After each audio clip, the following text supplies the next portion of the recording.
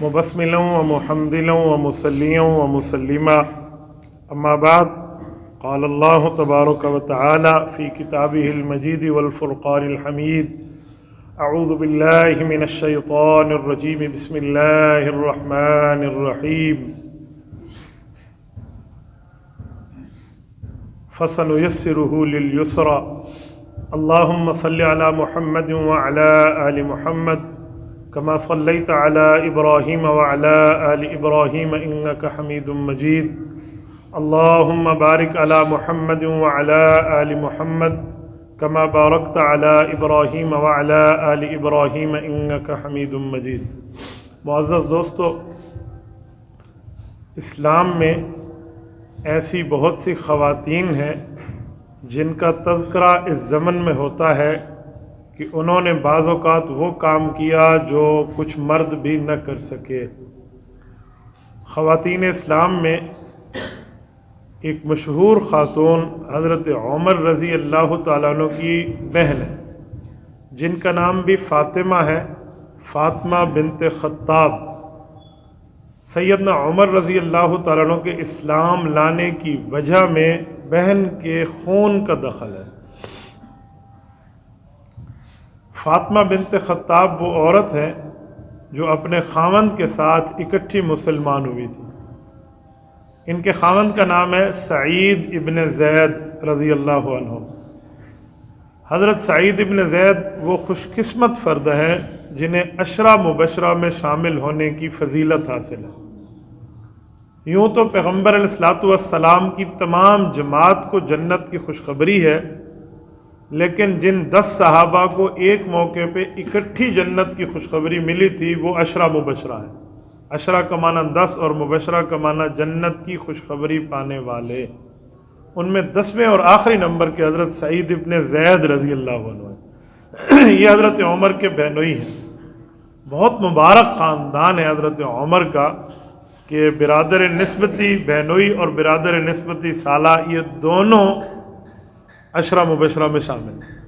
حضرت عمر عشرہ مبشرہ میں بھی ہیں اور خلفائے راشدین میں بھی ہیں، اور حضرت سعید ابن زید خلفائے راشدین میں نہیں ہیں لیکن عشرہ مبشرہ میں شامل ہیں۔ تو یہ حضرت عمر کے بہنوئی ہیں۔ یہ اور ان کی بیوی حضرت فاطمہ بنت خطاب یہ اکٹھے مسلمان ہوئے تھے۔ یہ اس وقت کی بات ہے جب رسول اللہ صلی اللہ علیہ وسلم پر ایمان لانے والے ابھی 40 بندے بھی شامل نہیں تھے۔ یہ قدیم الاسلام اور قدیمت الاسلام ہے، یعنی ان کا اسلام لانا اول میں ہے۔ جب یہ میاں بیوی دونوں ایمان لائے تو ایمان لانے کے بعد سب سے پہلی فکر اس زمانے میں نماز کی نہیں تھی، کیونکہ نماز تو ابھی فرض ہی نہیں ہوئی تھی۔ قرآن کریم کا جتنا حصہ اترا ہوا ہوتا اس کو یاد کرنا یہ اسلامی تعلیمات ہوتی تھی، اسے سمجھنا، اسے اپنے ذہن میں بٹھانا، اس پہ عمل کی کوشش کرنا۔ تو حضرت سعید بن زید کے ایک دوست ہیں حضرت عمر کے بہنوئی کے، ان کا نام ہے خباب ابن ارت رضی اللہ عنہ۔ یہ مظلوم صحابی۔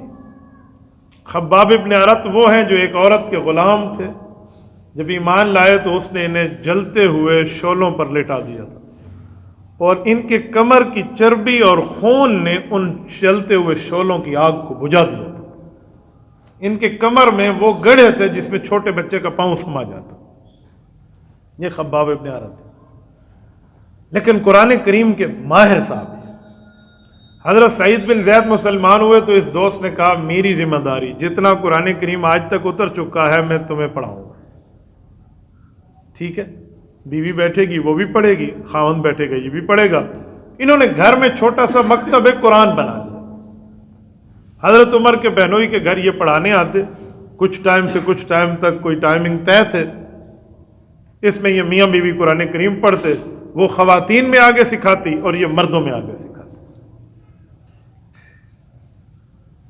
یہ ادھر معاملہ چل رہا ہے، اور ادھر کافروں کا ایک پارلیمنٹ ہال ہے جس کو دار الندوہ کہتے تھے۔ جیسے مسلمانوں کا دار ارقم آتا ہے نا کہ آپ علیہ السلام دار ارقم میں ہوتے تھے، حضرت زید ابن ارقم کے والد کے گھر میں، تو وہ دار الندوہ تھا جہاں ابو جہل اپنی میٹنگز طلب کیا کرتا تھا۔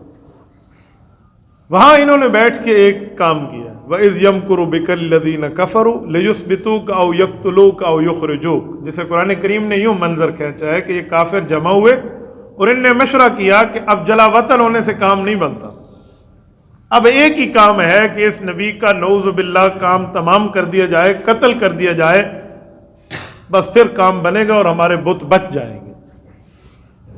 تو جب قتل پر اتفاق ہو گیا ان کا کہ انہیں مارنا چاہیے، تو اب کون مارے گا؟ یہ بہت بڑا سوالیہ نشان تھا جو ان پر قائم تھا۔ اس کوسچن مارک کے آنسر کے لیے سب کی نظریں حضرت عمر پر گئی۔ حضرت عمر نہ مسلمان ہیں ابھی، نہ کلمہ پڑھا ہے، نہ صحابی ہیں، حالت شرک میں ہیں، اور وہاں بیٹھے ہیں، سب کی نظریں گئی۔ میں ایک بات پوچھتا ہوں، تاریخ کے اوراق میں ہم یہ بات پڑھتے ہیں، کیا ہم نے کبھی یہ سوچا کہ ان میں بیٹھنے والا عمر ابن عبد ود جیسا شخص تھا جس کا دعویٰ تھا کہ 1000 بندہ لاؤ میں اکیلا لڑوں گا، جس کی گردن سیدنا علی المرتضیٰ نے قلم کی ہے جنگ خندق کے دن، عمر بن عبد ود، اس کو جرت کیوں نہیں ہوئی کہ وہ کہتا کہ میں کروں گا یہ کام؟ ان میں بیٹھنے والے بڑے بڑے کفار کا سوربا بیٹھے تھے، 24 وہ سردار بیٹھے تھے کافروں کے جو جنگ بدر میں حضور کے صحابہ کے ہاتھوں قتل ہوئے۔ ابو جہل جیسا روب دار آدمی بیٹھا تھا، ان میں کسی کو جرت نہیں ہے۔ حضرت عمر کے اوپر ان کا نظر انتخاب کا نتیجہ جا پہنچا ہے۔ وجہ تو مجھے تو ایک ہی وجہ سمجھ آتی ہے کہ حضرت عمر کے ایمان لانے کا فیصلہ کاتب تقدیر نے لکھ لیا تھا، تو کاتب تقدیر نے تو ویسے لکھا ہے، حضرت عمر کو ایمان تو ملنا ہے، یہ سر لینے کی نیت سے جائیں گے، سر دے کر آئیں گے، لیکن کفار کو مزید ذلیل کر دیا جائے، یہ ثابت کر دیا جائے کہ تم میں سب بزدل ہیں، بہادر ایک عمر ہے، عملی طور پہ ان سے منوا لیا جائے، بس ایک ہی وجہ ہے۔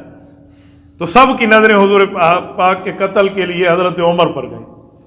حضرت عمر کی بھی بہادری دیکھیں، اکیلے نکلے اور تلوار لے کر نکلے، یعنی جہاں اتنے بڑے بڑے صنادید کفار نکلنے پہ ان کی ٹانگیں کانپ رہی ہیں، وہاں عمر فاروق اکیلا نکلا ہے اور تلوار لے کر محلے سے نکلے، اور کوئی تاک نشانے کے چکر میں کہ کوئی نہ کوئی معاملے میں کسی جگہ کوئی رسول اللہ کا پتہ چلے اور میں اپنا یہ ارادہ مکمل کروں۔ چل رہے ایک شخص ملا ہے جس کا نام ہے نعیم ابن عبداللہ المخزومی، یہ بنی مخزوم کا شخص ہے، یہ بعد میں صحابی رسول بنے رضی اللہ عنہ۔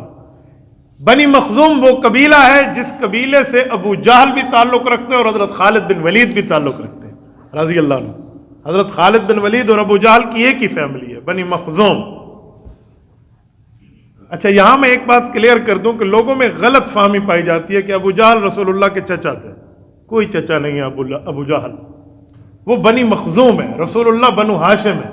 یہ نہیں ہو سکتا کہ بھتیجے کی قوم اور ہو اور چچا کی قوم اور ہو۔ عبد المطلب کے بیٹوں میں ابو جہل شامل نہیں ہے، ابو جہل کے باپ کا نام حشام ہے، تو یہ یہاں شامل نہیں ہے۔ تو ویسے کہہ دے قومی چاچا ہے، چلو فلاں قریش کے قبیلے سے ہے تو کوئی بات بن جائے، لیکن یوں نہیں ہے کہ آپ اس کو چچا ابو لہب تھا، لوگوں نے ابو جہل بنا لیا۔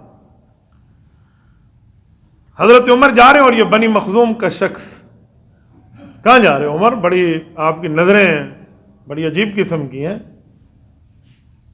تو وہ حضرت عمر بڑے دلیرانہ انداز میں للکار کے کہتے ہیں کہ آج میں مسلمانوں کے نبی کا کام تمام کرنے جا رہا ہوں، اس نے جو اسلام کا دعویٰ کیا اور یہ وہ ساری باتیں۔ اس شخص نے کہا، اس نعیم ابن عبداللہ نے، انہوں نے کہا عمر اگر اتنا تجھے جوش چڑھا ہوا ہے نا کہ تو یوں کر دے گا تو پہلے اپنے گھر کی خبر لے، تیری بہن اور تیرا بہنوئی دونوں مسلمان ہیں اور قرآن کریم کا مدرسہ چلا رہے ہیں، پڑھ رہے ہیں، ابھی بھی پڑھ رہے ہوں گے، تجھے پتہ ہے؟ حضرت عمر کو تو ایک شاک لگا اور حضور پاک کی طرف جانے کے بجائے اپنی بہن کے گھر دروازہ کھٹکھٹایا۔ یہ عین وہی وقت تھا جب خباب ابن عرت سورۃ طٰہٰ کی تلاوت کر رہے تھے اور سنا رہے تھے۔ اب سورۃ طٰہٰ قرآن کریم اٹھائی، 16 نین تاج کمپنی اٹھا لو قرآن کریم، میں آپ کو قرآن کریم کی وہ آیات دکھاتا ہوں، یہ پڑھائی جا رہی ہیں اور حضرت عمر دروازے پر ہے۔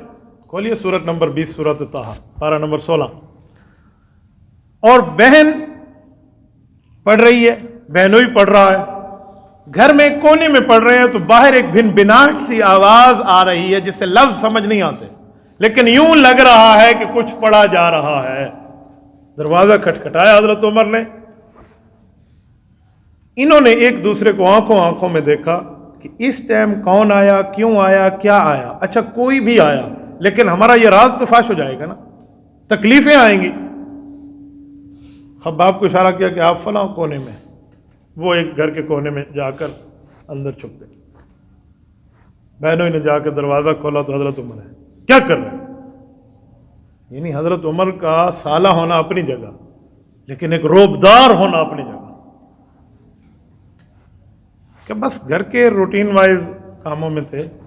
قرآن کریم پڑھنا بھی تو گھر کی روٹین میں شامل ہی تھا نا، یعنی ایسی بات کی کہ جھوٹ بھی نہ بولے۔ بہن کو کہا تو کیا کریں؟ اب ایسے اچانک کسی کا آ جانا تو بندے کی آنکھیں بھی بعض اوقات بتاتی ہیں کہ یار کوئی کام ہے جو ہم سے چھپایا جا رہا ہے۔ تو بہنوئی کے جواب سے حضرت عمر کو تسلی نہ ہوئی تو حضرت عمر نے انہیں لٹایا زمین پر اور ان کے سینے پہ چڑھ کے ان کو دونوں ہاتھوں سے یوں تھپڑ مارنے لگے ان کے چہرے پر۔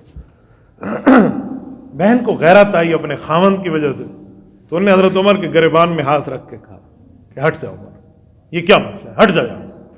ایک بندہ مار رہا اور ایک روکے، اور روکے بھی حضرت عمر جیسے بندے کو جس کی جلالت اور وجاہت، تو حضرت عمر نے کس کے تماچا مارا اپنی بہن کے چہرے پر۔ وہ تھپڑ ایسا لگا کہ کان اور ناک اور یہ چہرہ اور رخسار متاثر ہوئے اور منہ سے خون جاری ہو۔ تو بس یہ تھپڑ لگنا تھا، تو یہ حضرت عمر کی بہن ہے نا، تو انہوں نے کہا چھوڑ دے میرے خاوند کو، جس وجہ سے تم مار رہا ہے سن اگر تم میں حوصلہ ہے تو۔ یہ الفاظ بڑے عجیب، کہا اگر جس باپ خطاب کا بیٹا تو کہلاتا ہے نا، اسی خطاب کی بیٹی یہ فاطمہ کہلاتی ہے۔ جس ماں کا دودھ تو نے پیا ہے نا، اسی ماں کا دودھ میں نے پیا۔ میں تیرا خون ہوا، مجھ سے بات کر، میں کلمہ پڑھ چکی ہوں، یہ کلمہ پڑھ چکا ہے، ہم قرآن کریم پڑھ رہے تھے، بتا تو نے ہمارا کیا کرنا ہے۔ اور یوں اچھے بھلے انداز میں بات کی۔ یہ اس وقت بہن کہہ رہی ہے جب اس کے منہ سے خون بہہ رہا ہے۔ تو حضرت عمر کو ایک جملہ کہا بہن نے کہ جو کرنا ہے نا کر لے، ہماری بوٹی بوٹی بھی کر دیں، ہم کلمہ نہیں چھوڑیں گے، ہم نے دین اسلام قبول کیا ہے، جا جو مارنا ہے مار۔ حضرت عمر سوچنے لگے کہ زندگی بھر اس بہن نے میرے سامنے ایسے نہیں بولا۔ اچھا بہن بھائی کا ایک رشتہ بھی بڑا پیارا ہے نا، تو اس پہ کوئی کمنٹس کرنے کی ضرورت نہیں ہوتی۔ اور پھر مارا اور چہرے سے خون اور یہ بھی دیکھا، تو حضرت عمر کو اندر سے شرم محسوس ہونے لگی۔ یہ رسول اللہ صلی اللہ علیہ وسلم کی دعا کی قبولیت کے آثار نظر آ رہے تھے۔ میں آگے بتاتا ہوں دعا کیا تھی۔ تو بالکل ان کا غصہ ختم ہوا اور شرمندگی چہرے پر ہوئی۔ تو بہن کے منہ سے خود خون صاف کیا اور کہا اچھا دکھاؤ کیا پڑھ رہے تھے۔ لہجہ بدلا، طرز بدلا، ادائیگی بدلی۔ تو بہنوئی بھی اٹھ کے بیٹھ گئے۔ بہن بھی سمجھ گئی کہ اب وہ کیفیت نہیں رہی۔ کہ کیا کرو گے؟ یہ سورۃ طٰہٰ کے الفاظ تھے۔ بہن نے کہا ہم تمہیں دکھانے کے لیے تیار ہیں، لیکن ادب کا لحاظ۔ انہوں نے کہا جی میں ادب رکھوں گا، مجھے دکھاؤ کیا تھا۔ انہوں نے کہا آداب میں سب سے پہلا ادب ہے کہ تجھے پاک ہونا چاہیے، پہلے غسل کر پھر ہم قرآن تیرے ہاتھ میں دیں گے۔ عین اسی وقت جو لڑ رہے تھے غسل خانے میں گئے اور غسل کیا۔ ان کا غسل ہو رہا ہے اور بہن بہنوئی نے اپنے استاد حضرت خباب کو بھی ساتھ بلا لیا۔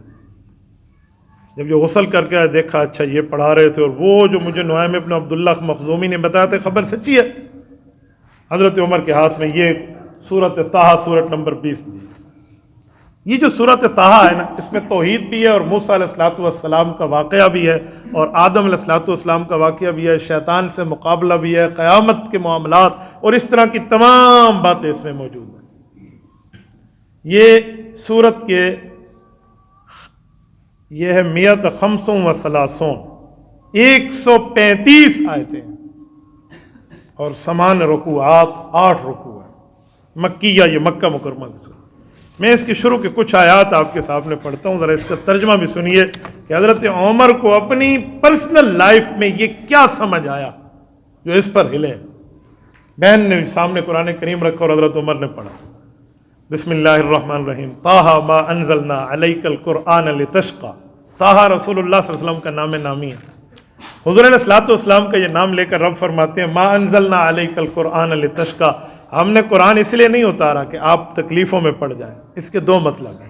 ایک مطلب یہ ہے کہ رسول اللہ صلی اللہ علیہ وآلہ وسلم پر جو کافر ظلم اور تشدد کرتے تھے تو فرمایا یہ ظلم کا دور ہمیشہ نہیں رہے گا، یہ تکلیفیں ہمیشہ نہیں رہیں گی، رب آپ کو طاقت، قوت، ہمت دے گا اور یہ معاملات چلائے گا آپ کی قوم کے ساتھ کہ مشقتیں ختم ہو جائیں گی۔ اور دوسرا مطلب یہ ہے کہ رسول اللہ صلی اللہ علیہ وسلم رات کو، اس زمانے میں نماز فرض تو نہیں تھی، نوافل کے طور پہ حضور کھڑے ہو کر اپنی قوم کے لیے مانگتے اور پوری رات پڑھتے نماز۔ تو رب نے فرمایا کہ پوری رات میں عبادت میں اپنے آپ کو تکلیف میں نہ ڈالو۔ الا تذکرۃ لمن یخشی، یہ تو قرآن کریم ایک نصیحت نامہ ہے، ہر بندے کے لیے نہیں، اس بندے کے لیے جو اللہ سے ڈرنے کا ارادہ اپنے دل میں اور انصاف رکھنے کا ارادہ کر چکا ہو۔ ہر اس شخص کے لیے نہیں ہے جو شریعت کو ٹھکرائے۔ تنزیلا ممن خلق الارض والسماوات العلی، یہ اس خدا نے اس کو تھوڑا تھوڑا کر کے آپ پہ اتارنا ہے جس نے بلند آسمان اور زمینوں کو خلقت دی ہے۔ الرحمن علی العرش استوى، رب کی طاقت یہ ہے کہ عرش جیسی مخلوق پر بھی اللہ کا قبضہ ہے۔ عرش تو زمین آسمان سے بھی بڑا ہے، جب اس پہ قبضہ ہے تو زمین آسمان اور باقی کائنات تو خود بخود اس پہ آ گئے۔ لہو ما فی السماوات وما فی الارض وما بینہما وما تحت الثری، فرمایا اللہ پاک کی بادشاہی ہے، ملکیت ہے اللہ کی، آسمانوں میں، زمینوں میں اور آسمان زمین کے درمیان میں، اور حتیٰ کہ تحت الثری، زمین کی آخری حد جو گیلی مٹی ہے وہاں تک بھی اللہ رب العزت کی بادشاہی ہے۔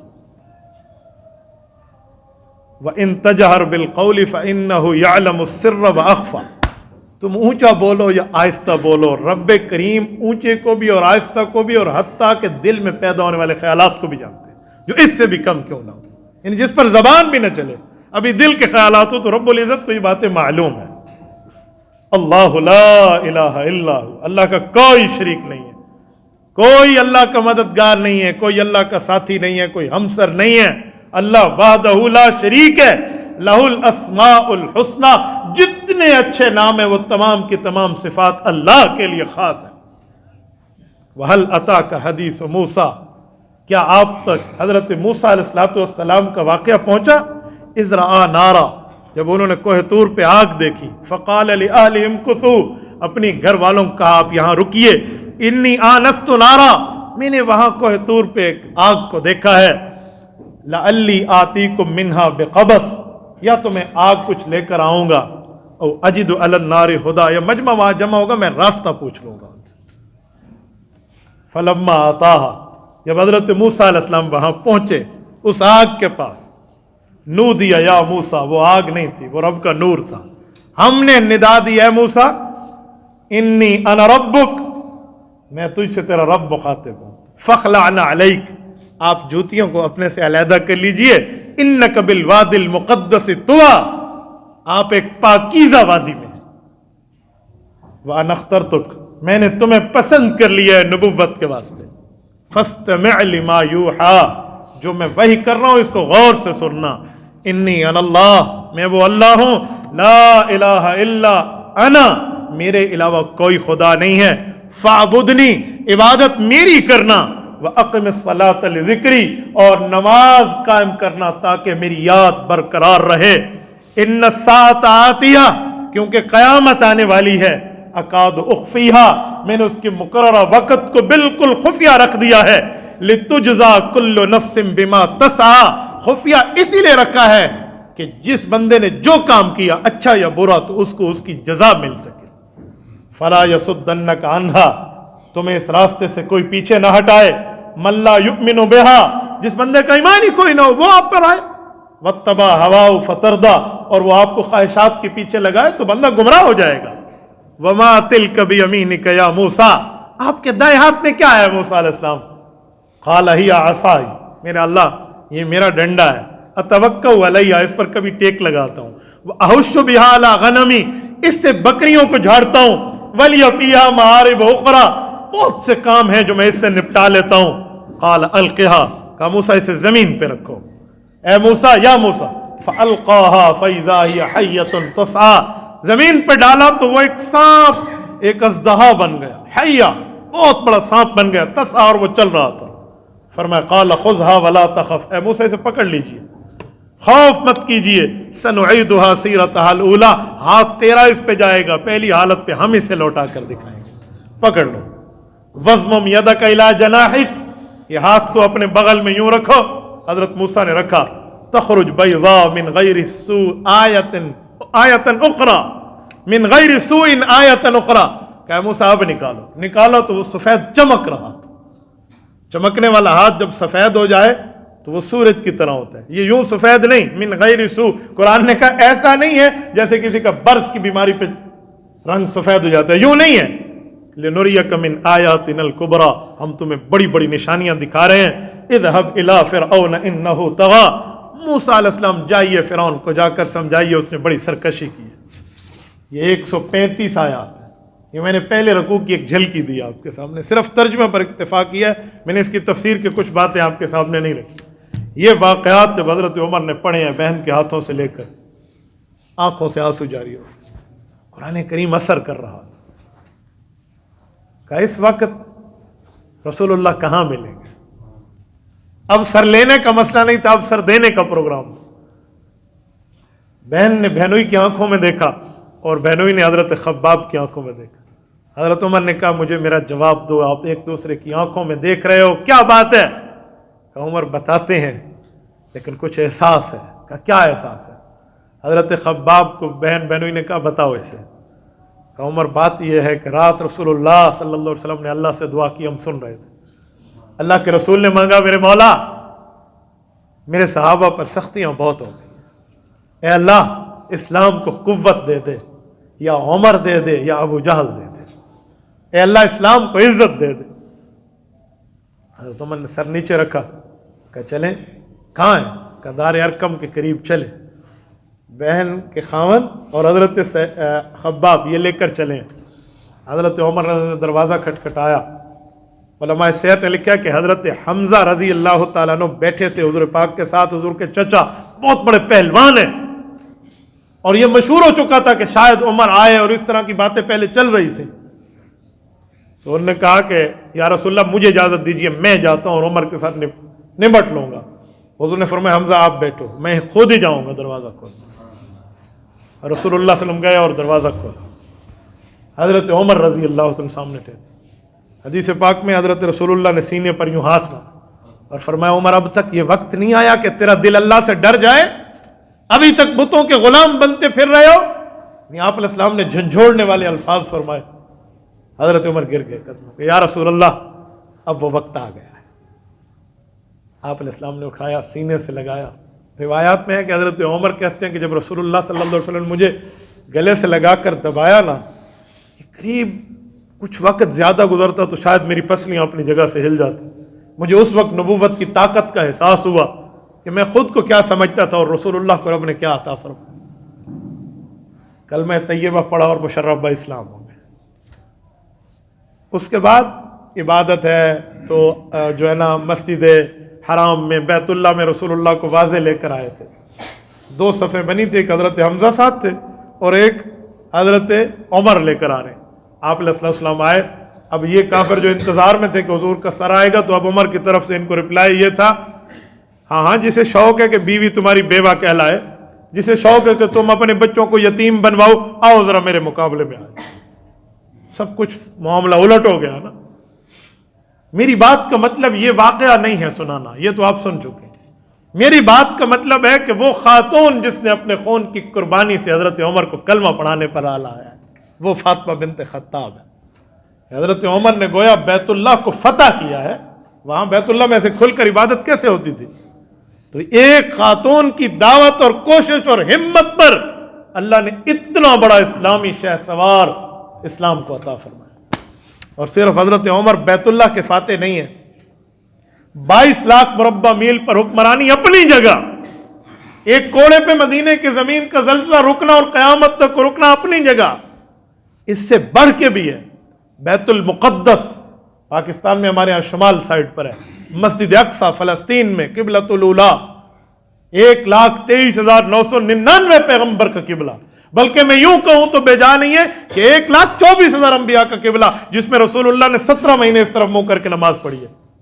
फिर ये हुक्म आया ना कि बैतुल्लाह की तरफ मुंह कर लें, फवल्लि वजहका शत्र अल मस्जिदिल हराम, 17 महीने इस तरफ पढ़ी।